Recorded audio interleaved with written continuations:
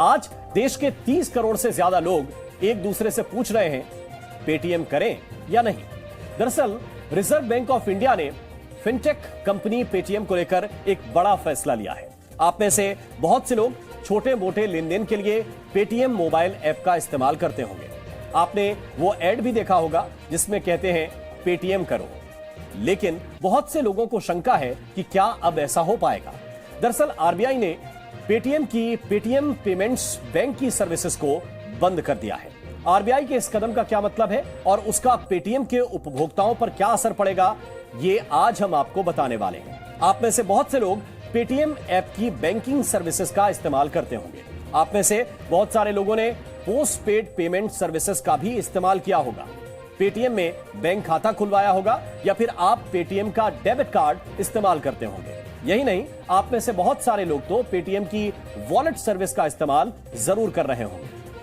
आगे आने वाले वक्त में पेटीएम ऐप या उसकी सर्विसेज जैसे कि फास्टैग्स, वॉलेट या बैंक खाते का इस्तेमाल कर पाएंगे या नहीं, ये हम आपको बताने वाले हैं।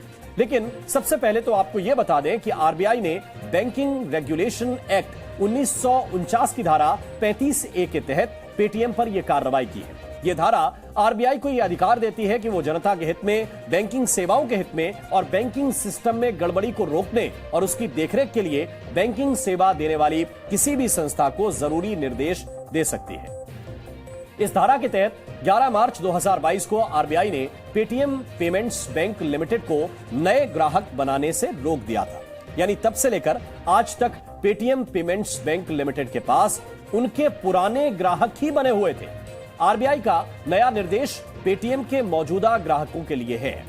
आरबीआई ने ऑडिट रिपोर्ट्स का हवाला देते हुए कहा कि पेटीएम पेमेंट्स बैंक लिमिटेड में कुछ गड़बड़ियों की शिकायत मिली है और इसी वजह से 29 फरवरी 2024, ये तारीख थोड़ा गौर से आप समझिए, 29 फरवरी 2024 तक पेटीएम पेमेंट्स बैंक की सर्विसेज पूरी तरह से बंद कर दी जाएंगी और 15 मार्च तक पेटीएम को ग्राहकों के साथ सेटलमेंट का टाइम दिया गया है। सेटलमेंट में खाते पर ब्याज, कैशबैक या रिफंड से जुड़े मामले निपटाए जाएंगे। आरबीआई ने बैंकिंग रेगुलेशन एक्ट 1949 की धारा 35A के तहत पीपीबीएल के लिए जो निर्देश जारी किए हैं, उसके मुताबिक पेटीएम पेमेंट्स बैंक में ग्राहक अब डिपॉजिट या क्रेडिट से जुड़ा कोई भी लेन देन नहीं कर पाएंगे। हालांकि 29 फरवरी से पहले आप पेटीएम पेमेंट्स बैंक खाते से पैसा निकालकर दूसरे बैंक खातों में जमा कर सकते हैं। इसके अलावा पेटीएम की प्रीपेड सर्विसेज जैसे वर्चुअल गिफ्ट कार्ड जो होते हैं, वैसी सर्विस भी बंद रहेंगे। पेटीएम वॉलेट भी बंद हो रहा है, इसको भी आप समझिए, पेटीएम वॉलेट बंद हो रहा है। अगर आप पेटीएम के वॉलेट में पैसे डालकर रखते हैं या फिर उसका इस्तेमाल पेमेंट करने के लिए करते हैं तो यह सुविधा भी 29 फरवरी को बंद हो जाएगी। आप में से बहुत से लोगों की गाड़ियों में भी पेटीएम के फास्टैग्स लगे होंगे। पेटीएम फास्टैग सर्विस का इस्तेमाल भी आप 29 फरवरी के बाद नहीं कर सकेंगे। यह सर्विस भी वॉलेट से ही जुड़ी होती है। पेटीएम पेमेंट्स बैंक ने लोगों को नेशनल कॉमन मोबिलिटी कार्ड भी दिए हैं जो यात्रा करने, टोल भरने, शॉपिंग करने में इस्तेमाल होते हैं। यह सेवा भी 29 फरवरी को बंद कर दी जाएगी। फिलहाल 29 फरवरी तक ही ग्राहक पेटीएम पेमेंट्स बैंक में रखे गए पैसों का इस्तेमाल कर सकते हैं या फिर अपने पैसे वापस ले सकते हैं। 29 फरवरी के बाद पेटीएम पेमेंट्स बैंक केवल Bharat bill payment operating unit यानी कि BBPOU और यूपीआई जैसी सर्विस ही दे पाएंगे।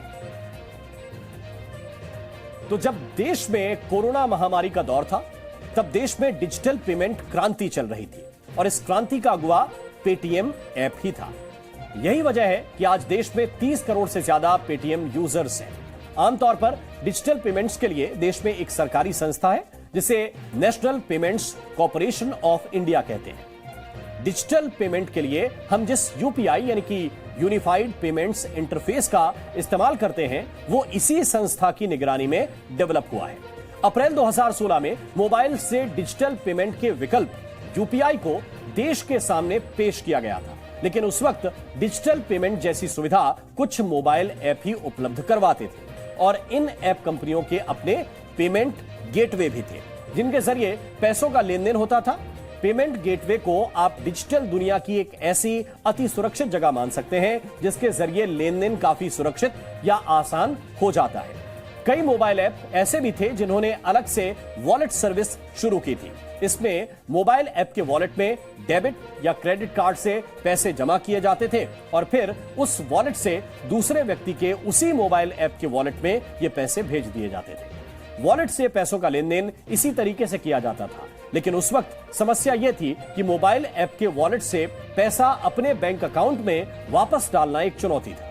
वॉलेट से बैंक अकाउंट में पैसा भेजने पर मोबाइल ऐप सर्विस चार्ज लेते थे, लेकिन वर्ष 2016 में एनपीसीआई जब यूपीआई लेकर आया तो यह एक ऐसी सर्विस थी जिसमें एक व्यक्ति दूसरे व्यक्ति को बैंक अकाउंट से बैंक अकाउंट में पैसा ट्रांसफर कर सकता था, फिर चाहे वो रकम कितनी भी छोटी क्यों ना हो, 2 रुपए, 4 रुपए, 5 रुपए, ऐसा भी होता था। अपने मोबाइल फोन से छोटी रकम दूसरे व्यक्ति के बैंक अकाउंट में ट्रांसफर करने का यह सिस्टम लोगों में लोकप्रिय होने लगा और इसके बाद डिजिटल पेमेंट को बढ़ावा देने के लिए एनपीसीआई ने भारत इंटरफेस ऑफ मनी नाम से एक मोबाइल ऐप भी बनाया और इसे भीम ऐप भी कहा जाता है। उस वक्त इस मोबाइल ऐप के जरिए डिजिटल पेमेंट की जाती थी। जिस व्यक्ति के पास ये मोबाइल ऐप होता था वो मोबाइल फोन के जरिए सीधे दूसरे व्यक्ति के बैंक अकाउंट में पैसा ट्रांसफर कर सकता था और वो भी बिना किसी सर्विस चार्ज के।